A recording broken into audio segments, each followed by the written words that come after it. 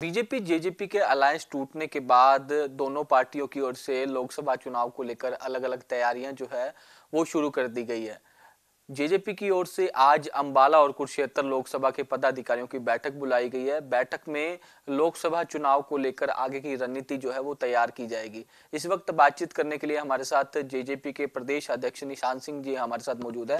निशान सिंह जी, अब अलग अलग जो है अपनी राह जो है होगी है, जेजेपी अलग है, बीजेपी अलग अलग तैयारियां कर रही है। अब क्या तैयारी जो है आपकी लोकसभा चुनाव को लेकर रहने वाली है? आप लोगों ने बता ही दिया कि रोज़ाना 2 लोकसभा क्षेत्र जो हैं उनके हमारे जो सीनियर साथी उनकी एक बैठक करके दुष्यंत जी सबसे उनका मन टटोलेंगे, बात करेंगे, उनकी राय लेंगे कि किस तरीके से चुनाव लड़ना चाहिए। तो देन फिर सभी 10 हलकों की ये बात आ जाए, उसके बाद हम निर्णय कर लेंगे।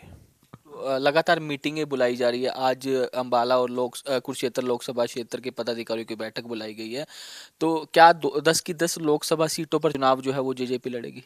ये निर्णय तभी होगा जब 10 की 10 लोकसभा क्षेत्र के लोगों से चर्चा कर लें, उनकी राय जान लें, उसके बाद ये निर्णय होगा। तो लगातार बैठकें बुलाई जाएगी आज, जैसे कि आज दो दो कंटिन्यू कंटिन्यू करेंगे।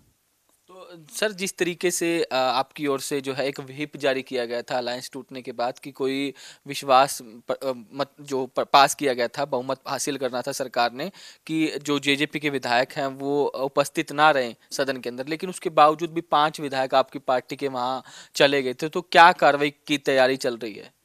पार्टी उसमें जांच करेगी कि क्या किसी ने वोट ऑफ नो कॉन्फिडेंस की मीटिंग जो उसमें हिस्सा तो नहीं लिया। लिया है तो पार्टी जो लीगल कार्रवाई बनती है वो करेगी।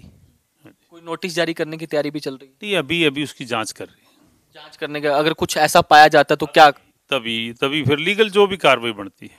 तो बातचीत हो पाई है उनसे सर? क्योंकि वो मीटिंग में भी नहीं पहुंचे थे, दिल्ली के अंदर बुलाई गई थी मीटिंग, तो कहीं ना कहीं अनुशासनात्मक कार्रवाई तो अगर पार्टी अगर जिस तरीके से अपने लेवल पर करना चाहेगी।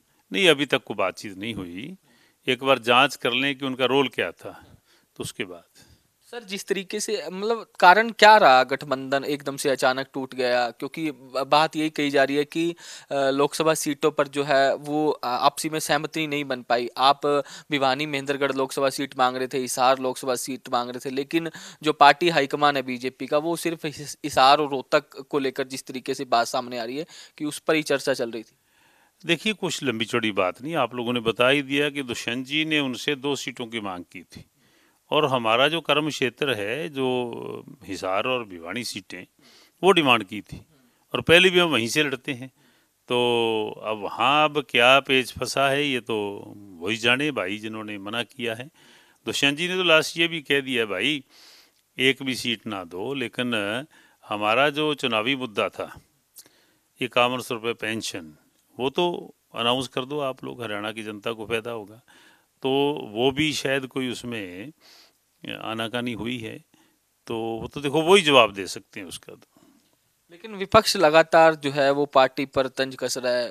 चौधरी वीरेंद्र सिंह कह रहे हैं कि खुदा ना मिला विसाले सनम, इधर के ना रहे हम उधर के हम।